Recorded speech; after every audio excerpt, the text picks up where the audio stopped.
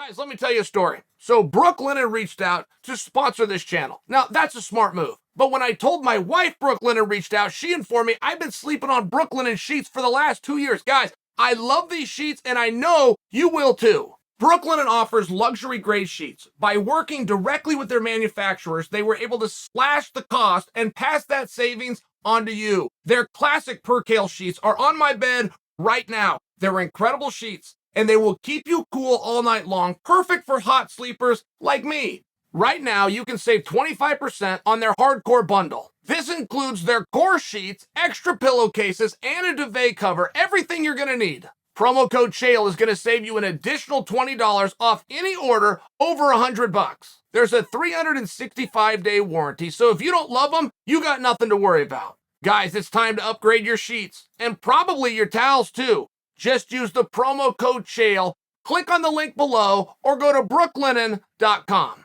All right, guys, couple of thoughts here. So Henry Cejudo comes out.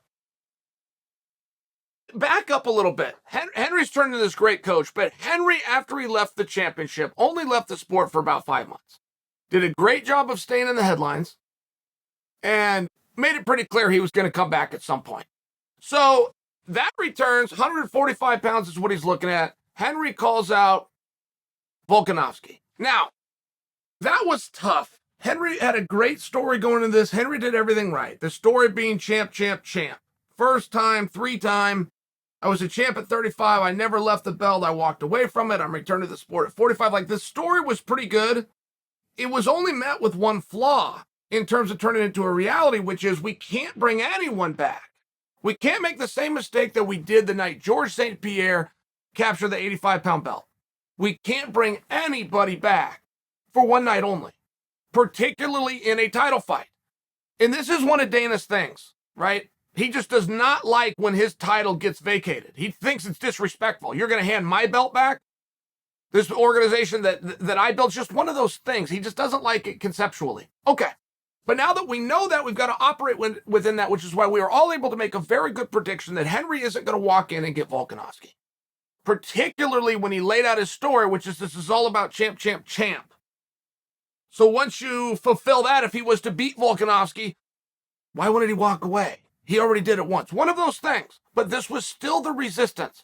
Not to mention the rest of the pieces of the pie, some of which were the mere fact of, look, we got guys that are doing this all the time. We got the Gigas of the world. We got the Max Holloways of the world. We got the Caters of the world. They're all over flying and traveling and working. You can't just sit on the shelf, swoop in when you decide you feel like it, and take over the number one spot. All right. Well, now Henry's called out Max Holloway.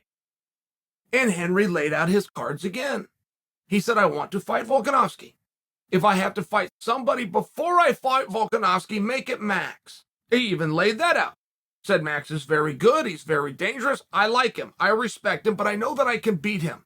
So if I have to prove myself within the division, give me Max to get me to Volkanovski. Okay, well, we're a lot closer here, aren't we? That seems a lot more doable. I just wanted to bring this to your guys' attention. I don't know what Max is going to have to say to that. I think that Max already has a fight with Volkanovski coming up.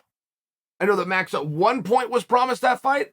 I'm not sure how open his schedule is, and we're going to have to get through April 9th in Jacksonville, which is Volkanovski defending against the Zombie. So there's some moving parts here.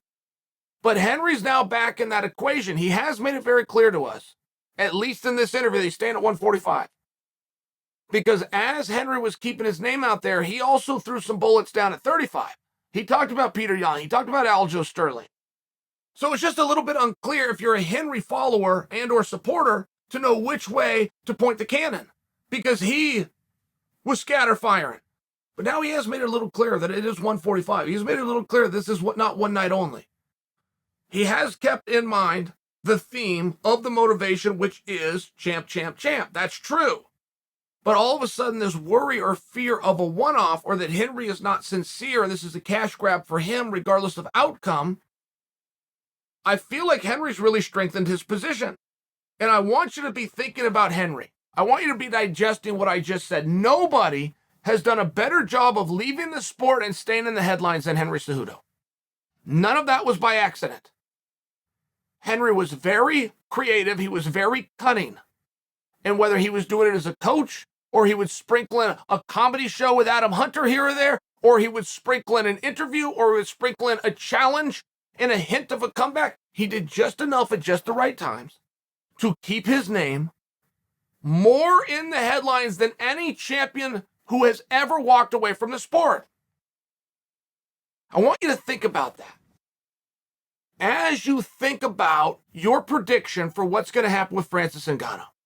Now, Dana White laid his cards out very beautifully, and he said, I want Francis. I want to get a deal done. Dana went further to say, I do believe we're going to get a deal done. Dana even made a comment that over the history of his career, there's only one fighter that he wanted that he didn't get, and that was Fedor. That was a very nice compliment, whether Fedor picked up on that or not. It was a very nice compliment from Dana. It was meant to be. But Dana's giving that same compliment to Francis. Regardless of the battles that we're doing, we both signed a contract, and, we hate to do it. We got to defer back to the language of the contract, and as both of our sides do that, make sure you understand, I want you. It was very nice by Dana. I don't know if Francis's position is changing. And one thing that will weaken Francis wherever he goes, look, I don't think there's a boxing match out there for him with Tyson Fury. I don't. But I don't know everything. There's not a lucrative one. Meaning for whoever is going to write the check and fund this thing, if they're doing it for charity, they're doing it and they're willing to lose a lot of money, they do not have a sustainable model, those fighters could leave with a whole jackpot, for sure. To get a real promoter that understands this, I'm talking about the Don Kings, the Dana Whites, the Vince McMahons, the Eddie Hearns, the real guys of the world that move combat. None of them is putting on this fight. If you think you can call Espinoza and he's going to go, no. But there's knuckleheads with money that got picked on in school that will now use that money to associate themselves to the tough guy business. If you could find one of them, that fight could happen, and that's, quite frankly, Francis doesn't have to think it on that level. What's the number on my contract? Is the check going to be good? That's all Francis has to think about. So if he believes that somebody's going to pick that up, fair enough. But he hasn't done a great job of keeping his name out there, and the reason that becomes very relevant, if Henry Cejudo was to come back, they could put him in a title fight, sure. I laid out what the resistance to doing that is. One, the morale that it would do for the rest of the boys that have been doing the heavy lifting. And two, if you're going to come in and grab a big check and possibly a title and then just throw it back and put us back in the same position of having a division vacated when you know that's Dana's thing. That's just the thing. He doesn't want that. But he could. Henry could still draw. Henry could sell. Henry could walk on stage right now. Everybody know who he is. Henry could pop into a UFC event right now. Everybody would know who he is. You have no idea how many UFC champions of the world are out there that could go to a UFC event, walk in the same door as the audience, and never be bothered once. Nobody would have the foggiest idea that they've ever done it before. World champions. There are people within the Hall of Fame at the UFC that do exactly what I just said. They go in the same doors as everybody else. They buy a ticket. They get a drink and a nacho. They sit down and watch a show, and nobody says so much as hello to them. So understanding how to manipulate the media is very hard. You will sell out Madison Square Garden, and if you do not have the power of that machine and you are not sharp right now, your next appearance is going to be at a county fair. It's a big damn deal. Francis has been removed from competition for 2 short months. His name is not anywhere. I talk about it. He gets annoyed when I talk about it. He doesn't think I give him a fair shake. I like Francis. I look at him differently now. I met him. We had it back and forth. I thought that I understood him a little bit better. I think I do give him a fair shake. But whether he can appreciate the fact that I'm over here talking about him, which is more than he could say about Jim Rome, more than he could say about Le Batard, he could give the equal compliment to Helwani. Big John and Josh will mention him here or there. Bisping will bring him. But it's us. It's us within the industry that do it. And it's hard. Francis wonders how come I say things about him and I don't always get it right. I don't always get it right. I'm as good as the information that I have. You haven't done a good job of giving us anything to talk about. I mean, in all fairness, this is a game. And I'm bringing you Henry and I'm bringing you Francis because they're very different. Henry left the sport in a way that nobody would forget him.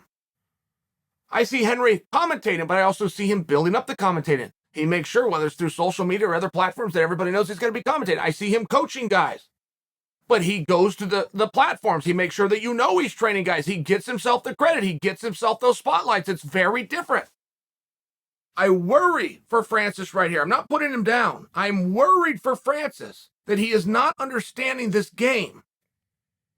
And if you be attached to yourself that name, Francis Ngannou, on a marquee, on a billboard, or on a bout agreement is worth X amount, you're wrong. The heavyweight champion going to fight a boxing champion works. Now, Tyson Fury is about to retire, so we don't get to have that anymore. It's now the heavyweight champion against an ex-boxer. But soon, it's not going to be the heavyweight champion. It's going to be stripped, and we're going to get on with it. So now it's Francis Ngannou versus Tyson Fury. That is a very different match. That is a very different match than the UFC heavyweight champion versus the boxing heavyweight champion. Drastically different. And this has been tested, and this has been proven. Chuck Liddell versus Tito Ortiz for the light heavyweight championship was the biggest pay-per-view of all time at the time that it went off. Those same two guys went and did that exact same thing, and they bankrupted a company. It was a one-time only, Golden Boy Promotions. 25,000 people bought it. 1.3 million bought it when the light heavyweight title was on the line. But those same guys doing that exact same thing with that same rivalry, everything was the same, did so poorly they bankrupted a company. So when I tell you that there is a meaningful difference in the UFC champion versus the boxing champion, and now the boxing champion is going to retire. Okay, we just lost that, but we still got the UFC champion. All of a sudden you don't. I can't say the best boxer in the world. I can't say the best MMA guy in the world. I can't say either one of those things because neither of them are true. Do you see the difference?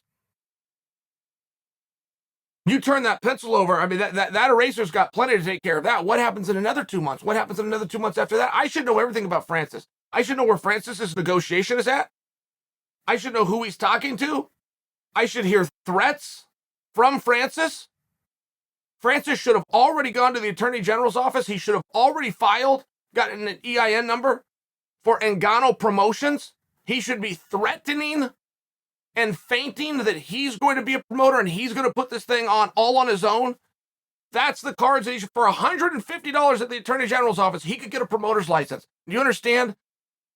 That would be $15 million worth of advertisement if he set up something called Ngannou Promotions. If he looked and he fainted like, I don't need anybody else. I don't need anybody else's money. Matter of fact, I'm going to do it all in-house. It's a $150 bluff. The whole world will be talking about, wow, we got to take this guy seriously now.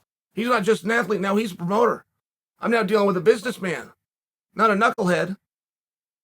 I should know everything about Francis's rehab. The truth is, I know that he hurt a knee. I don't even know if it's his left or his right, and I care. I don't know if he hurt his left knee or his right knee. I have no idea. I heard it was an MCL. Somebody else told me it was an ACL.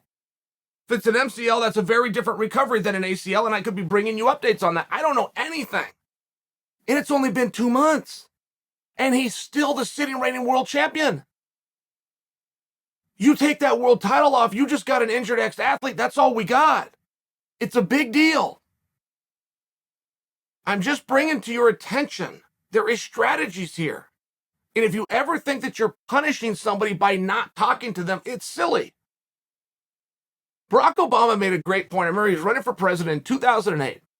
And it had to do with like Russia and China. We're not going to talk to them. I remember Obama was on stage, and this was just a primary. He's on stage with Hillary Clinton. And Obama said, if we somehow think we're punishing countries by not speaking to them, no, that's not how I'm going to do it. I'm going to speak to them.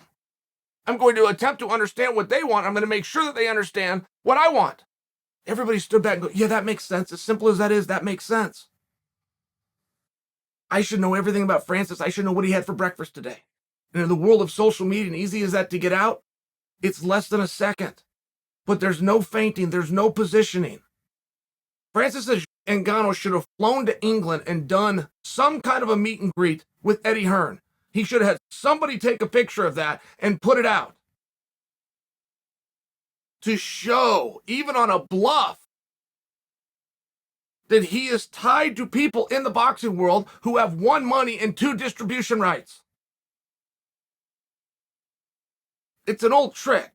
Conor McGregor did it many years ago. McGregor Sports Agency or whatever this was.